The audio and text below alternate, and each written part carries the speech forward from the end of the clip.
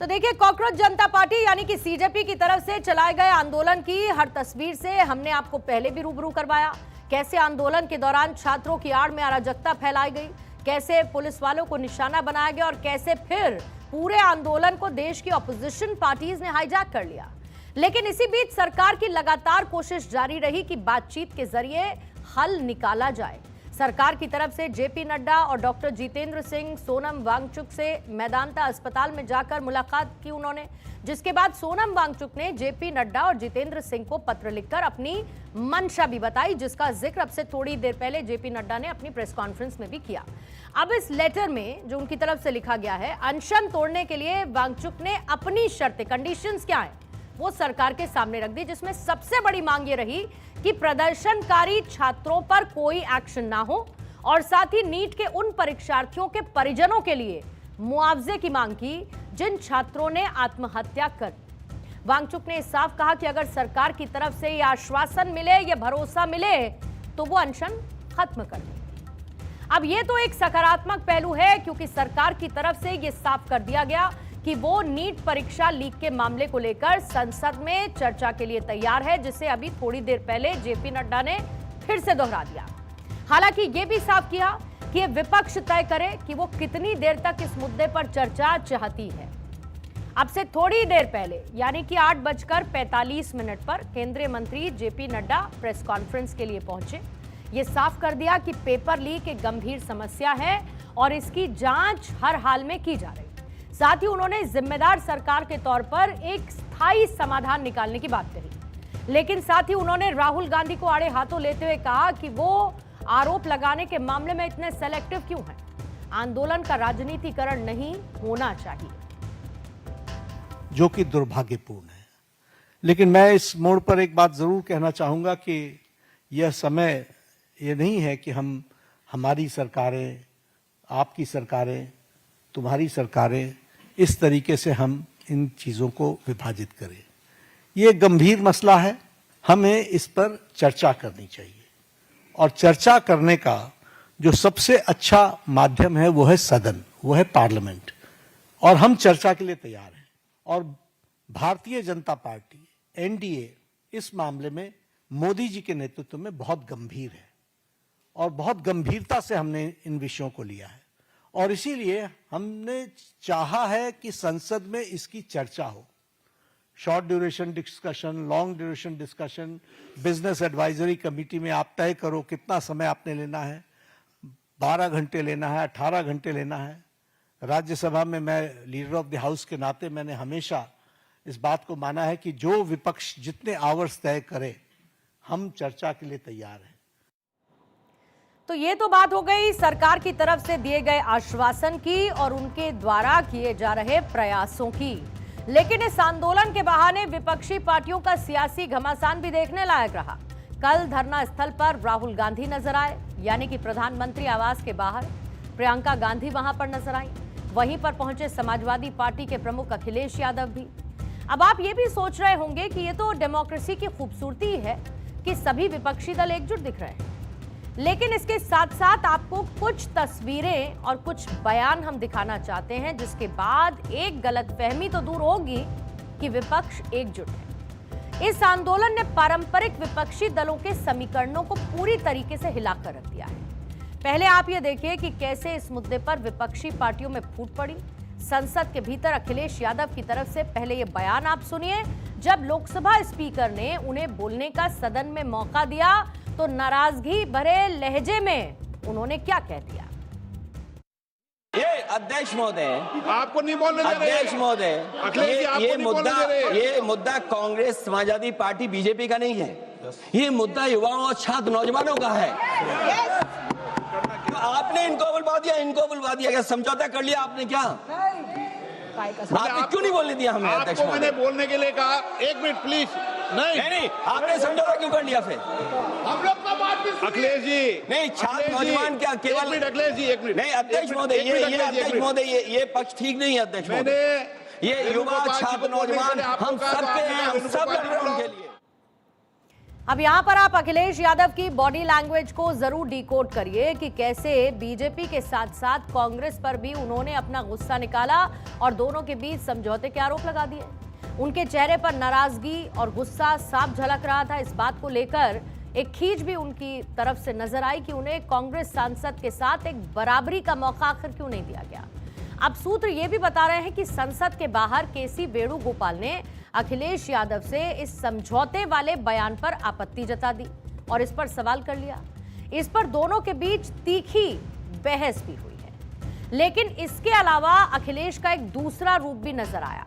उससे पहले जब केसी वेणुगोपाल से उनकी बात हुई तो खबर यह भी आई कि उन्होंने ये कह दिया कि आपसे हमें राजनीति नहीं सीखनी है। अब फिर वो अपने बयान से थोड़ा पलटे, फिर शब्द बदले, लहजे में बहुत ज्यादा बदलाव तो नहीं नजर आया, लेकिन क्या कहा उन्होंने जरा सुन लीजिएगा। सदन में सरकार के जवाब के बाद विपक्ष क्या बोलता, इसलिए समाजवादी पार्टी की भी बात आई, इसलिए मुझे खड़े होकर के कहना पड़ा कि समाजवादी पार्टी का ये पक्ष। जब आप एक दल को बुलवाएंगे और फिर सरकार को बुलवा देंगे और विपक्ष के किसी तीसरे दल को नहीं बुलवाएंगे तो उसको मैं क्या समझूंगा।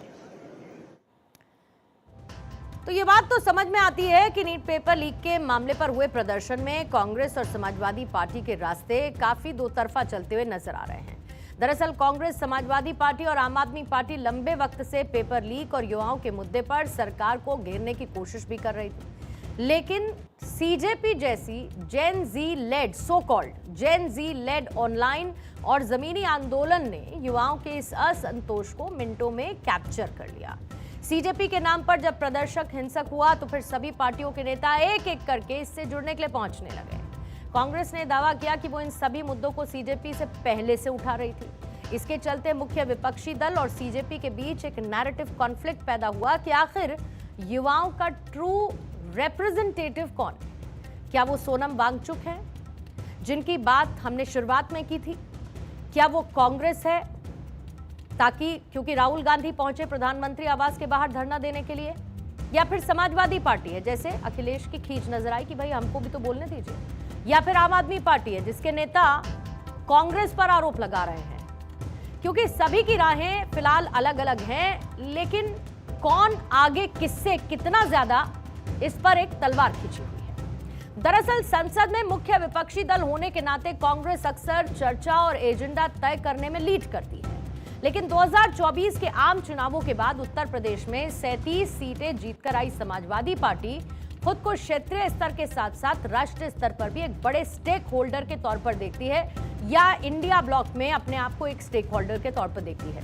अखिलेश यादव ये मैसेज देना चाहते कि समाजवादी पार्टी कांग्रेस के पीछे या फिर सेकेंडरी रोल में उसको नहीं रखा जा सकता है, क्योंकि कांग्रेस नीट और दूसरे मुद्दों पर तुरंत मंत्रियों के इस्तीफे, सड़क से संसद तक आक्रामक प्रदर्शन की स्ट्रैटेजी अपना रही है, और समाजवादी पार्टी का पूरा फोकस छात्रों से जुड़े हुए जमीनी मुद्दों और प्रशासन को घेरने पर है। इस्तीफे की मांग और क्रेडिट लेने की रेस पर दोनों दलों के विचार पूरी तरीके से सामंजस्य में नहीं नजर आ रहे।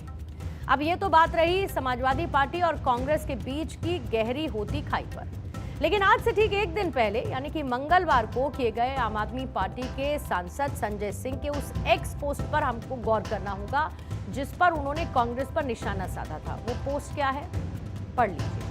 अब इस पोस्ट के जरिए आम आदमी पार्टी सांसद ने सीजेपी के प्रदर्शन को कमजोर करने का आरोप कांग्रेस पर लगाया। संजय सिंह ने दावा किया कि मोदी जी ने राहुल गांधी को धरने पर बैठाया था। इस पर कांग्रेस के नेता श्रीनिवास ने पलटवार करते हुए कहा था कि आम आदमी पार्टी को बहुत तकलीफ हो रही है क्योंकि बीजेपी से आम आदमी पार्टी की जुगलबंदी फेल हो गई। अब एक्स पर की गई दोनों पोस्ट ये बताने के लिए काफी हैं कि आम आदमी पार्टी और कांग्रेस के बीच की खाई कितनी गहरी हो चुकी है, और हो सकता है कि पंजाब चुनाव के मद्देनजर दोनों ने अपनी अलग अलग चुनावी एजेंडे के साथ आगे बढ़ने के लिए तय किया हो, लेकिन उनकी आपसी खींचतान का इन पार्टीज को नुकसान उठाना पड़ेगा। यानी साफ है कि सीजेपी के प्रोटेस्ट के दौरान बीते 30 घंटे के भीतर 3 बड़ी दरारें देखने को मिल चुकी। इस दौरान सीजेपी ने विजेता दाहिया को अपने स्पोक्सपर्सन के पद से हटा दिया है। अब इसके पीछे की जो वजह बताई जा रही है कि वो छात्रों के पक्ष को ठीक तरीके से रख नहीं पा रहे थे, और दूसरी तरफ आज अखिलेश यादव कांग्रेस से बहुत नाराज नजर आए। इससे कई जुड़ी हुई जो तस्वीरें थी वो हमने आपको दिखाई और बयान भी आपने सुने। फिर आम आदमी पार्टी ने कांग्रेस को निशाना साधा और फिर उसके बाद जो ट्वीट वॉर चला वो भी आपने देख लिया। तो ये 3 दरारें कुल मिलाकर बीते 24 से 25 घंटे में साफ दिख चुकी। कांग्रेस का जो ब्लाइंड सपोर्ट इसमें है, तो डेफिनेटली जो इंडिया अलायंस का डिफरेंट पार्टीज है उसको ये अच्छा नहीं लगेगा, क्योंकि सबको राजनीति की रोटी सेकनी है।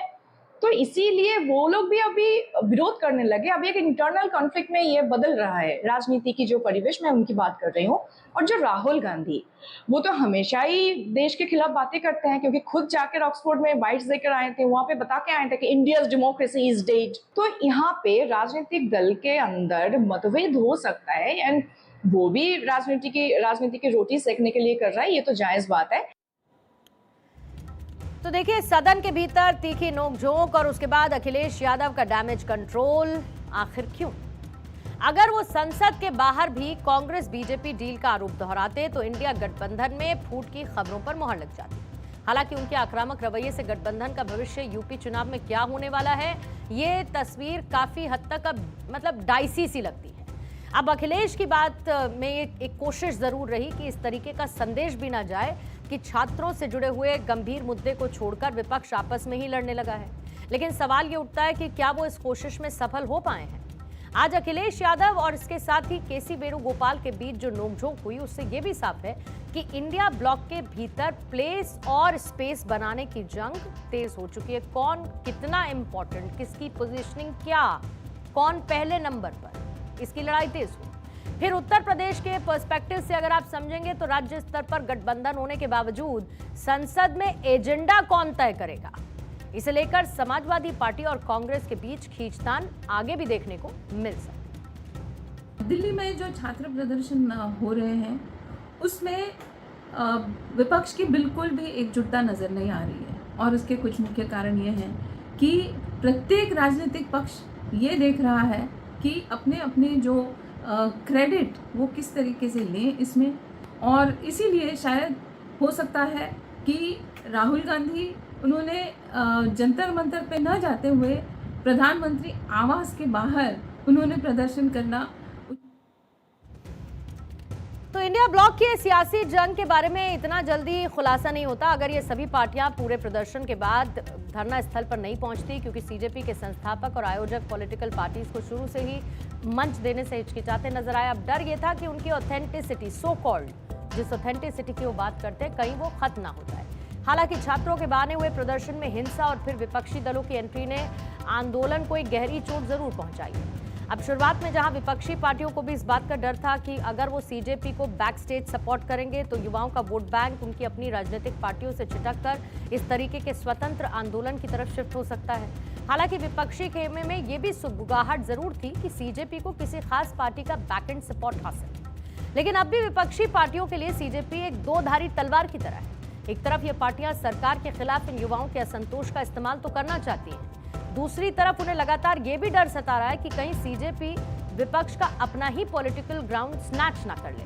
लेकिन अब इस सभी डर को काफी पीछे छोड़कर खुलकर पार्टीज ने अब इस पर खेलना शुरू कर दिया है। लेकिन सरकार पर निशाना साधने की बजाय इंडिया ब्लॉक सेल्फ गोल ज्यादा करता हुआ नजर आ रहा है, और विपक्ष भी की इस पूरी स्ट्रैटेजी को सरकार काउंटर करने के लिए भी तैयारी कर चुकी है।